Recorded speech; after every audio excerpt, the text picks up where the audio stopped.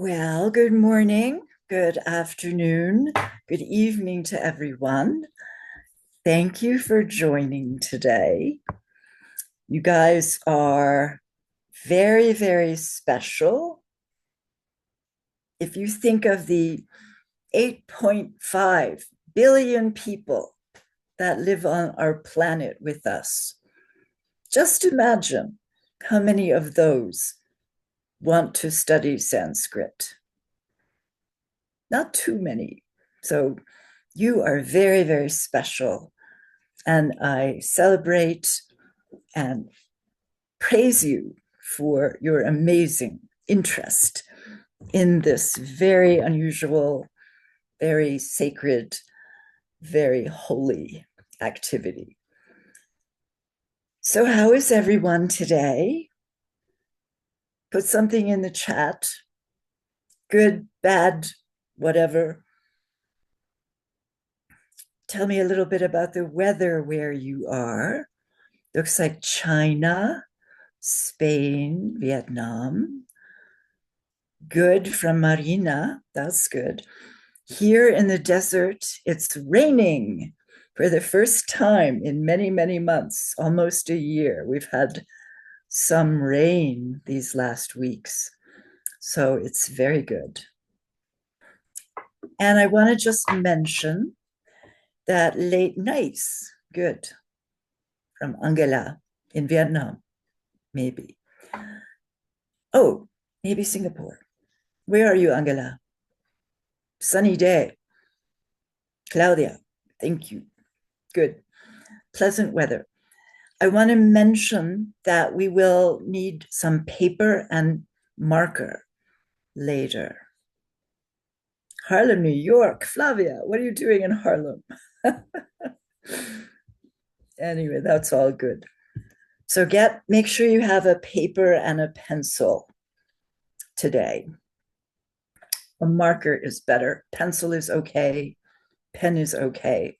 Something to write with. So may I have the first slide past the title slide?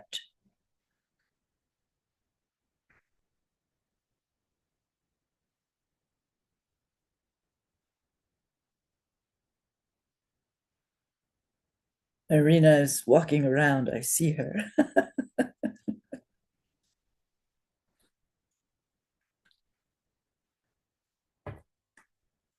We're going to talk about vowels today, and I call them the Sweet 16 because by my count, there are 16 vowels in Sanskrit. Sometimes, next one,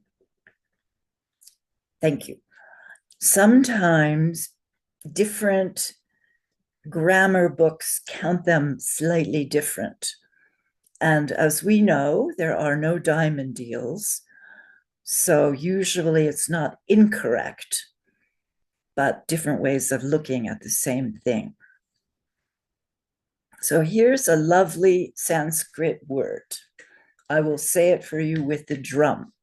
You notice that there are two short sounds in it. So it's svara, svara.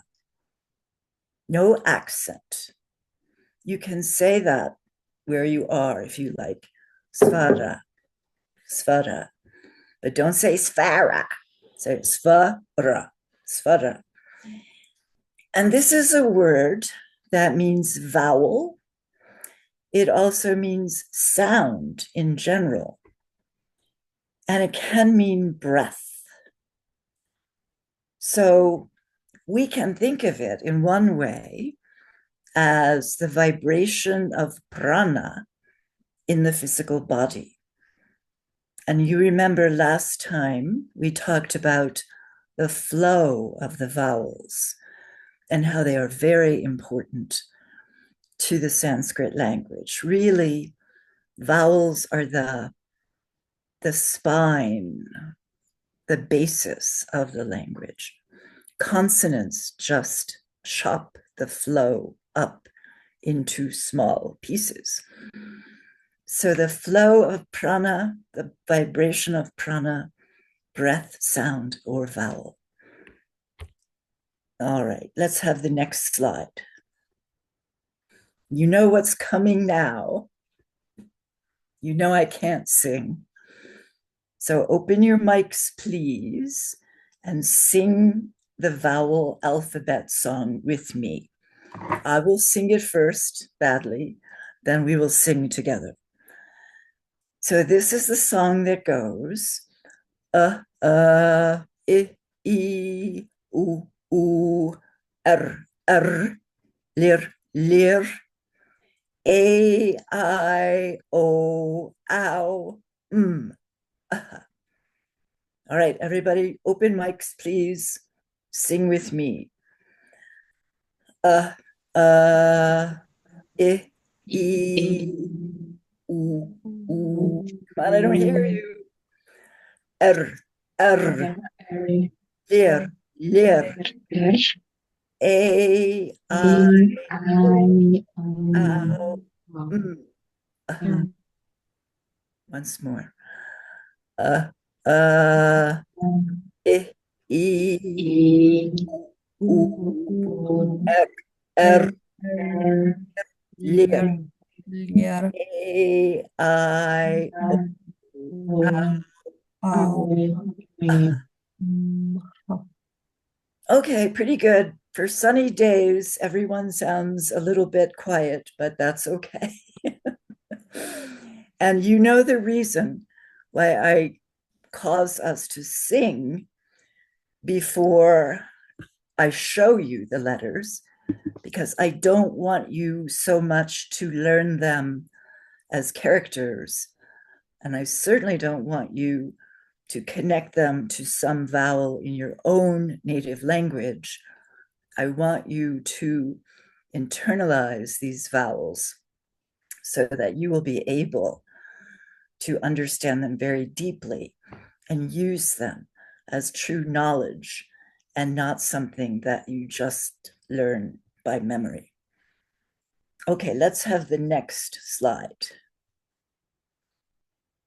So here are the first three, and this is what they look like in Devanagari on the left and Ayast on the right. Devanagari is the script that most Sanskrit is written in. Ayast is the transliteration system that we use to reflect the Devanagari letters in the Roman alphabet.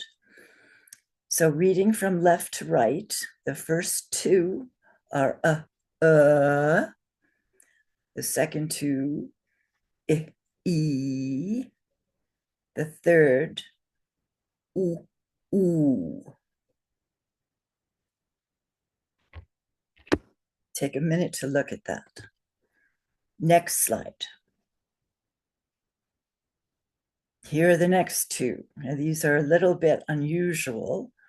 These are the r and the lir. Even though they're R's and L's, they are vowels in this case. Secret, they are also consonants, but we will talk about that later.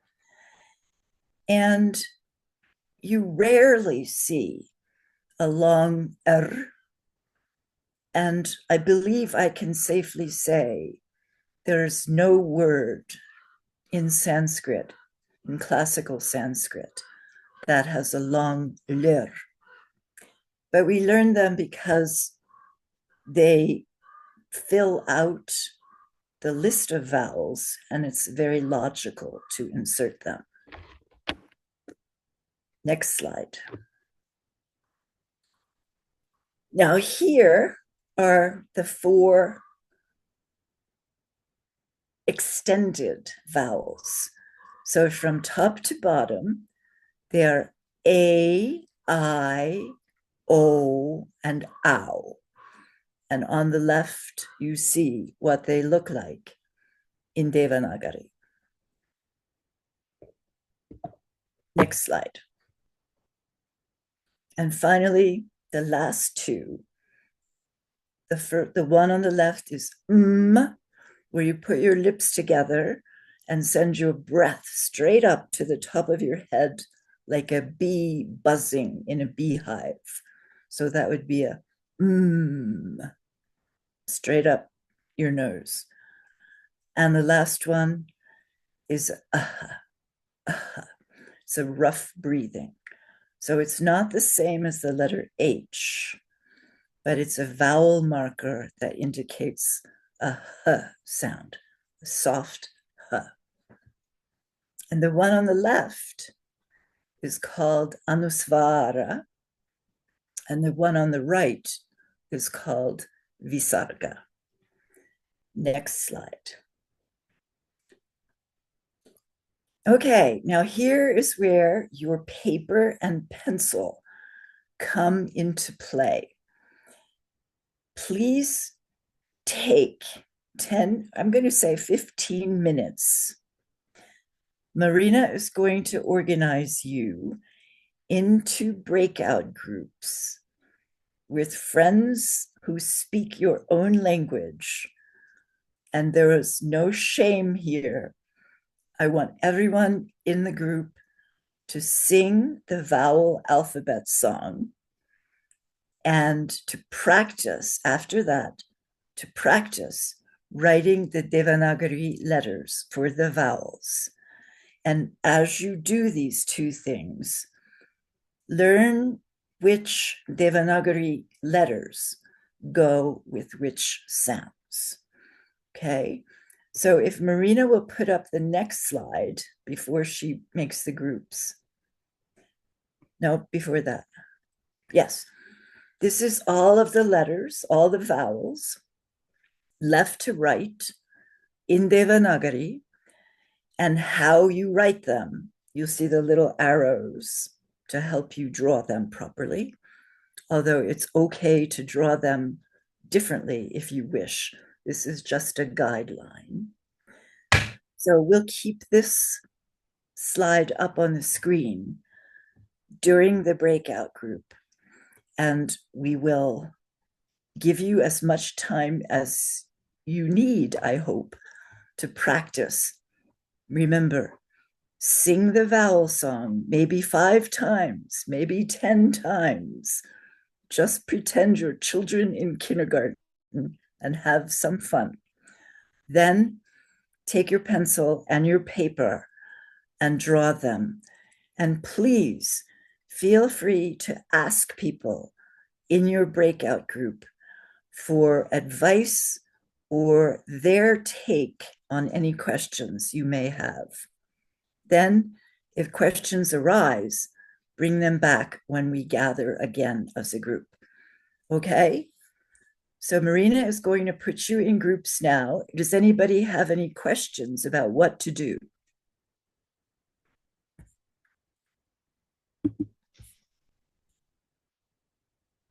I don't see any questions, so everything is clear. So please try to have some fun. I will see you at 4:30, which is 30 minutes past whatever the hour is where you are. Okay, have fun.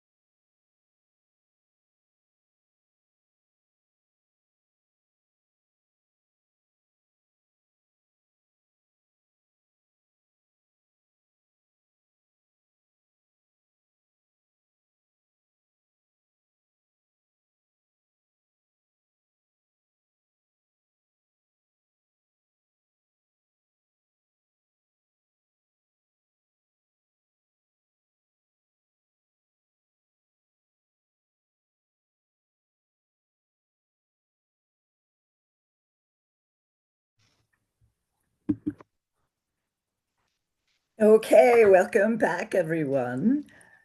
So, how was that experience? Someone can open their mic and tell me or write in the chat. Did you finish? Did you have questions? Tell me about what happened.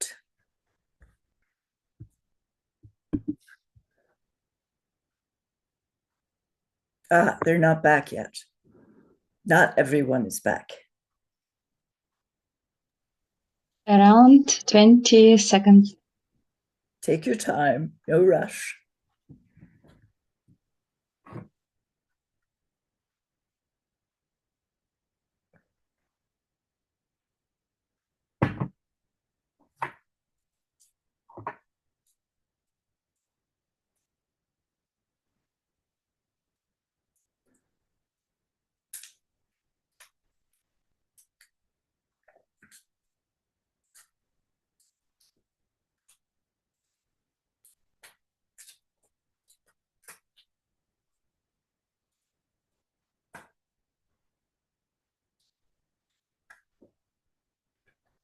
Okay, Marina says we are back. So, how was that experience? Tell me how it went. Perhaps you can open your mics and just share your experience briefly. And if you have any questions, let's talk about them. How did it go?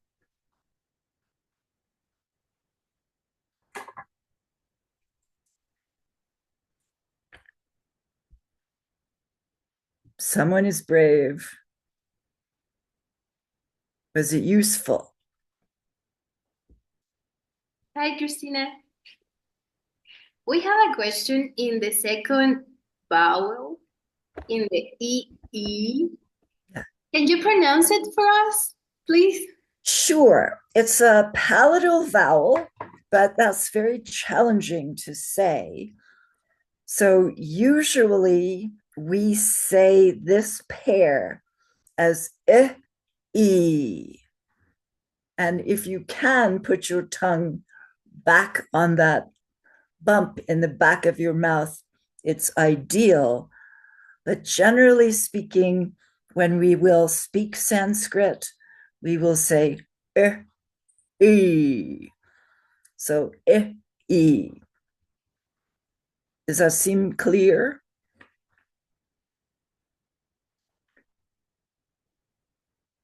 Yes, thank you. Other questions? Did everybody have time to finish all the vowels?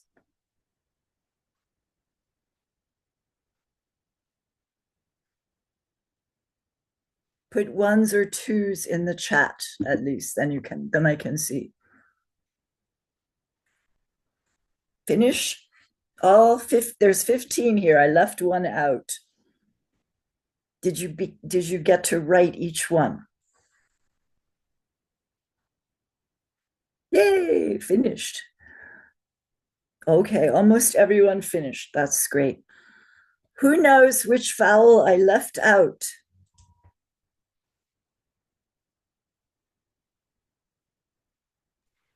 I'll give you a hint. It's in the middle. Long ler. Yes, long ler. Exactly. And the reason I left it out is because it does not occur in any classical Sanskrit words. Okay, great. Okay, let's move to the next slide.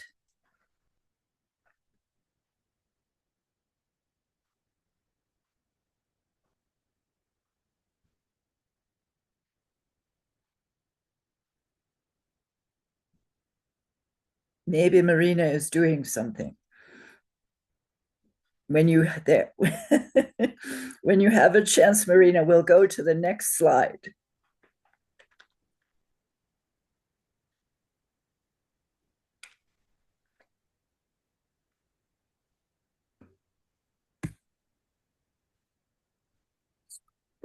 One more. Okay, we'll talk a little bit more about the vowels now.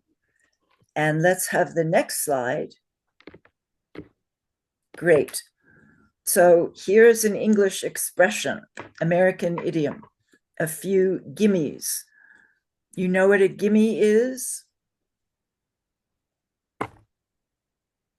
A gimme is a vulgarization of the words give me, and it means something you get for free. So these four vowels are gimmies. They're a free gift because they are always long. So you don't have to worry about how many beats you hold them for. Every time you see A, I, O, ow, you know they're long and you hold them each one for 2 beats. So it's A, I, O, ow. Any word they occur in, they're always long. Next slide. Now, here is the Devanagari for those. And since you just wrote that, you are very familiar with this. A, I, O, ow. Now, this is the classic standalone version of how these Devanagari characters are written. When you actually see them in words, they're likely to look a little different. But the main point here today is to learn what they look like and how they sound. So we can go through them one more time with the drum. A, I, O, ow. All right. Next slide, please. So here are 2 grammar terms. The first one is guna, and you see that it has a dot under the end. So which varga is that? When the iast has a dot under the consonant, what varga do you know it is?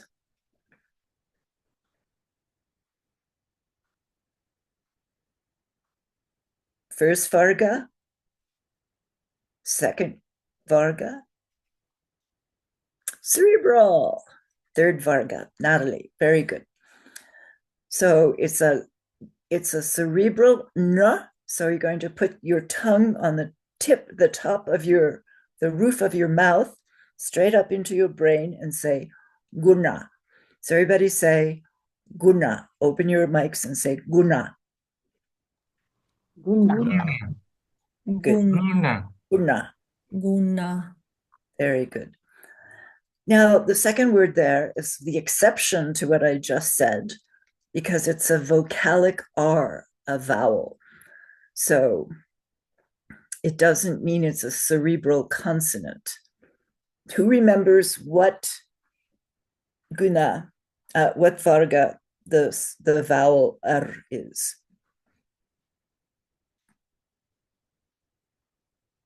I don't remember myself, but I think it's cerebral. So we'll check that. And the way you pronounce this word is verdi, verdi. Everybody say verdi.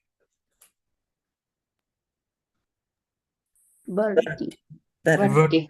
Verdi. Good, good. Verdi. And it's really much easier than it sounds, because when you see a vocalic R, you just say and we've recited that many times, so we know how to say So it's v-r-d-d. Just like if you're teaching a child to speak your native language, you sound out the different letters and you get v-r-d-d, verdi. So these two terms in grammar mean expanded or strengthened. And guna is the first degree of strengthening, and verdi is the second degree of strengthening. So let's have the next slide. So the two gunas are A and O, and the reason they are strengthened is because they're both based on the magic letter which is very important in Sanskrit. And when you combine and I, the Sanskrit ear hears A. So you have to work a little to get that idea, but that's the reason behind strengthening the A. Now, in order to get the O sound, the second one in the first column, the Sanskrit voice hears the primal letter combined with U. So if you say O, O, O, you get O. Now the Vrdi is increased by one more degree. So for the first one there, instead of combining and I, you are combining the guna A with a. So if you say plus A, you get the Vrdi I. And for the second guna, if you add the sound to O, the Sanskrit ear hears ow, ow, ow. So that is the background of the reason we have guna and Vrdi. They're all based on the letter but in the first case, they combine two simple vowels. And in the second case of Vrdi, they combine a simple vowel and the guna. Okay, any questions?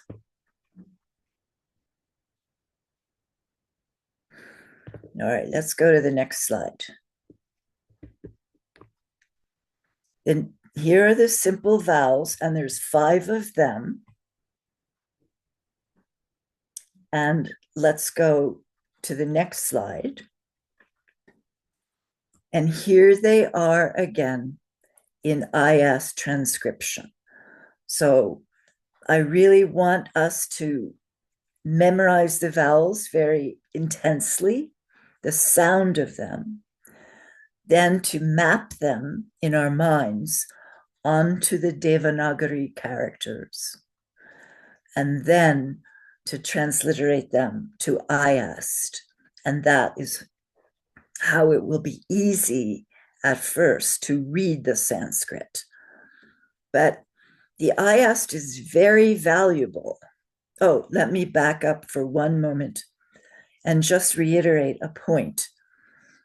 It's a very natural instinct, but try to avoid thinking of each of these vowels as one of the vowels in your own language.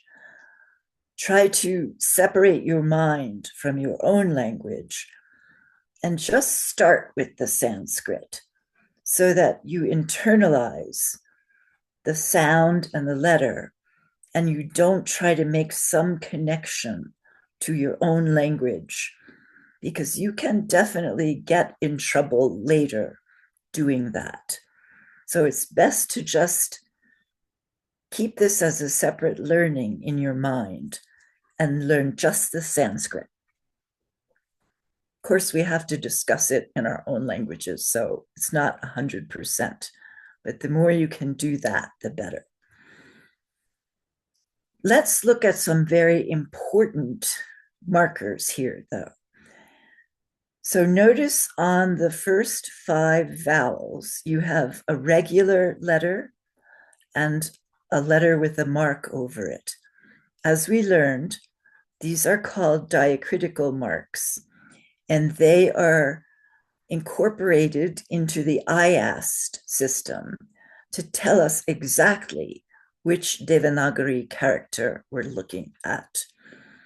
And that's why it's so valuable, because if you're in a mixed nuts class, or you're reading a mantra online, or you have some other Sanskrit you want to work with, if you have the IAS transliteration system, you will know exactly how to pronounce that word and what it means, because different words mean different things with a long A and a short A, for instance.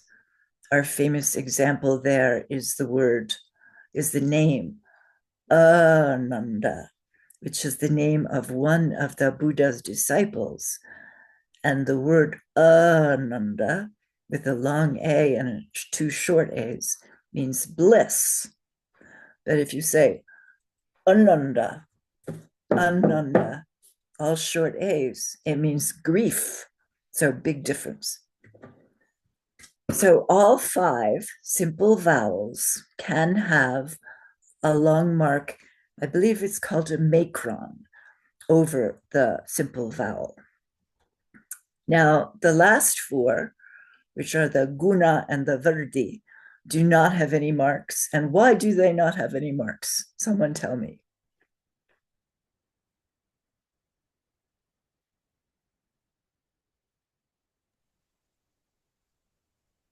Because they why? because they have maybe 2 beats always. Always 2 beats, exactly. They are always long. No choice needs to be made. You already know when you see them, they are long, they are held for 2 beats. The other 5, you have a choice in each case. Okay, now let's go to the next slide. All right, so these last 2 vowels, they often do not sound to us like vowels, but they are considered vowels, or at least part of the vowel group in Sanskrit, because they affect the sound of the vowel very strongly. And we have learned a lot about the first one. It's called Anusvara. And earlier we said that svara meant vowel. So the prefix anu means before. It means after. So anusvara literally means after sound. So the sound after the vowel. And here I gave you an example. You may have heard it. It's present in every sutra that we read. The phrase is evam maya shrutam, right? So that is evam maya shrutam. Evam, oops, sorry, that was too many. Evam maya shrutam. And this is a phrase that means, thus it was heard by me. Thus I heard. How many anusvara are there in that phrase? How many do you see?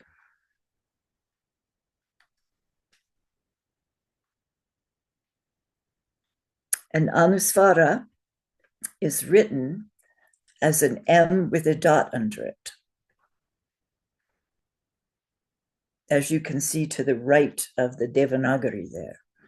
Yes, everybody's putting 2 in the chat. There are 2. One is in evam and one is in shrutam. So in evam, the anusvara, the after sound, affects the short letter And what it does to that sound is it makes it very nasal. So you have a nice open A, and then you say vum, vum. And then it's different from the A's in maya, which are just regular maya. Vum, maya. And then the same with the A in shrutam. It's just more nasal because it has an after sound vowel marker, an anusvara. So the next one is called visarga. And there you see the way it's written in Devanagari, and also the transliteration in Ayas to the right. And here is an example of a visarga in the letter, in the word nama. And I would like us to say this as namaha. So the visarga sound is a aha sound. Aha. Geshe Michael prefers not to say aha. He likes to say ah. But for purposes of learning, I'm going to request us to say aha, because it tells you very strongly when you have a visarga in a word. And there are lots of visargas in lots of words. So this word, which means it's a greeting, is pronounced namaha, namaha. And I think you probably have heard that a lot in easily, regularly spoken Sanskrit. So the anusvara is a nasalized breathing for the previous vowel, and the visarga is a rough, breathy sound for the previous vowel. So in nama, we would say na, ma, namaha. So it doesn't affect the first vowel, but it does affect the second vowel. And you will see many of these markers as we go through our Sanskrit studies, because most masculine nominative singular nouns, and many other words, end in a visarga. And visarga can go with different vowels, not just a. Okay? And make sure you take note of how the ayast markers are. Each of them has a dot under. All right, one more time, the next slide. So I want you to review the vowels again, and let's sing the song. I'll sing it first. I, u, lir, lir. A, I, O, ow, Everybody sing. Open your mics, please. E,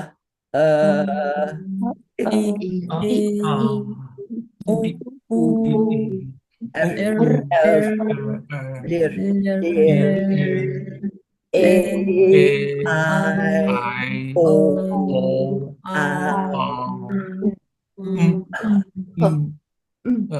Great. Now I know it's a little irritating to sing the vowel sound song so often, but it is a very good way to deeply internalize the 16 sweet 16 vowels in Sanskrit. Okay, so let's go to the next slide. So here are some examples of wonderful Sanskrit words with all kinds of vowels in them. So I don't know if you will be familiar with all of them or not, but this is a great way to begin our application of how the vowel sounds work in real Sanskrit words.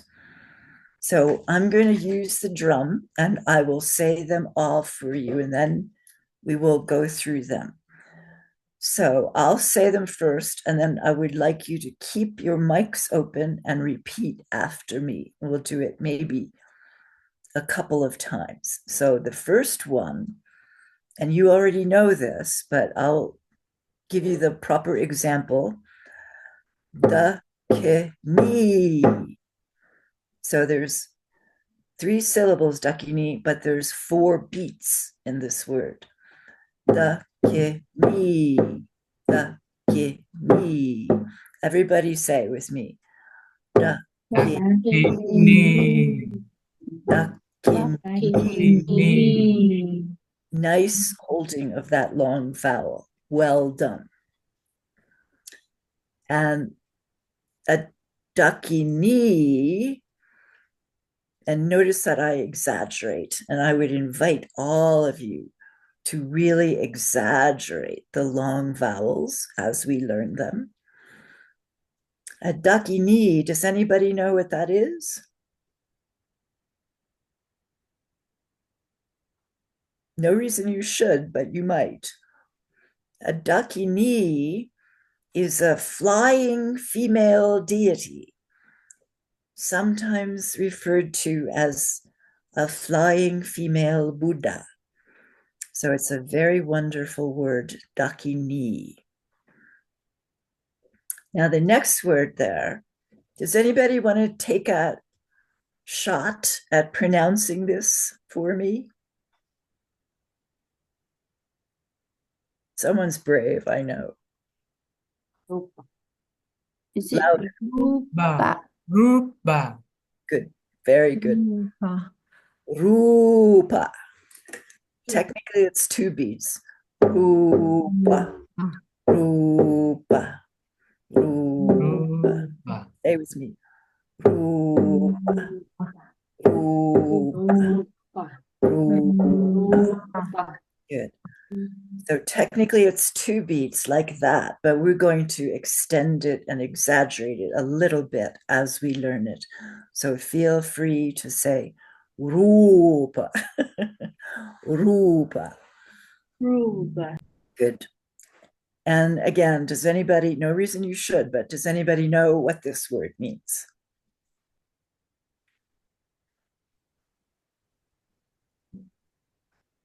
This is a great word that means body. So you might have heard of Namarupa. I believe it's the fourth link of dependent origination. It's the name and body, but this is the body. It's our physical body. It is the Dharma Rupa, the Dharma body of a Buddha. It has many uses. All right, now the next word is a very interesting word, a little bit challenging. This has a vocalic R, which is the vowel, and then it has two cerebral letters. So we're going to put our tongues on the top of our roof of our mouth, right up into the brain, and say, Drshti, drshti. Drashti. Good. Drshti. Drshti, Drshti. drshti. Drshti. It's a perfect pronunciation. Very well done. And you find this in yoga class all the time. And people say it all kinds of ways, mostly always wrong. Drishti, drshti, drshti. Anyway, this is a word that means how you see, and it means focus or a point of view that you focus on. So your perspective, your approach, your drshti, your point of view. Drshti. Say again a couple of times. Drshti. Drshti. Yeah. Drashti. Drashti. Drshti. Good. And pay extra attention to that final I.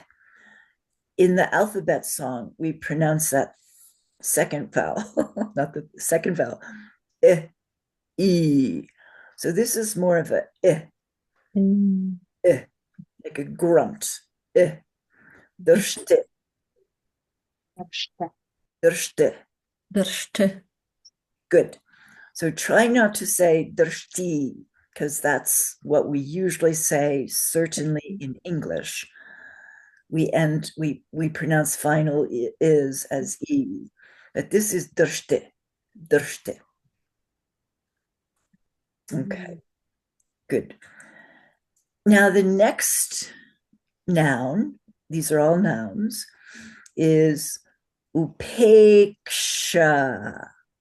Everybody say upeksha. Upeksha. Upeksha. Upeksha.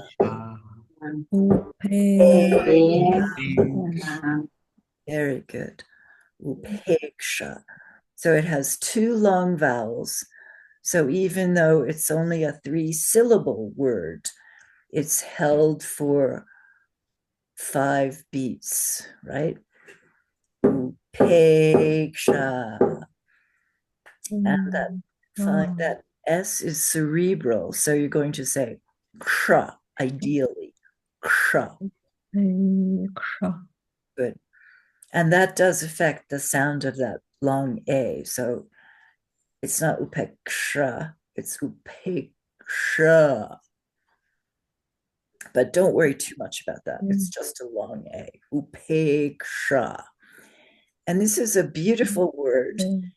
It's one of the 4 immeasurables, and it means equanimity. So it's a big Buddhist concept. All right, let's move through the rest quickly. I don't want to keep you too late. The next word I chose, it's not that common, but it has that nice vrdi in it. The AI is the vrdi. And the way it's pronounced, since that I is long, is vairagya. Say with me. Vairagya. Vairagya. Vairagya. And that is a nice word. It means dispassion or detachment. So it's the opposite of grasping. And as Buddhists, we don't want to grasp. So it's a good word to know. And it actually literally means separation, deeply separated, vai, from lust or desire, ragya, deeply separated from lust. So it's very nice. Now, the next word is jote. Say with me, jote. Jote. Jote. Jote. And again, it has that final short so it's e, not e, but this is the short so it's jote. Good. And this is one of the many, many, many Sanskrit words that means light. And the next word, again, an unusual word that I had to find to give you an example of the vrdi, ow. This word is pronounced daurmanasya. Daurmanasya. Say with me. Daurmanasya.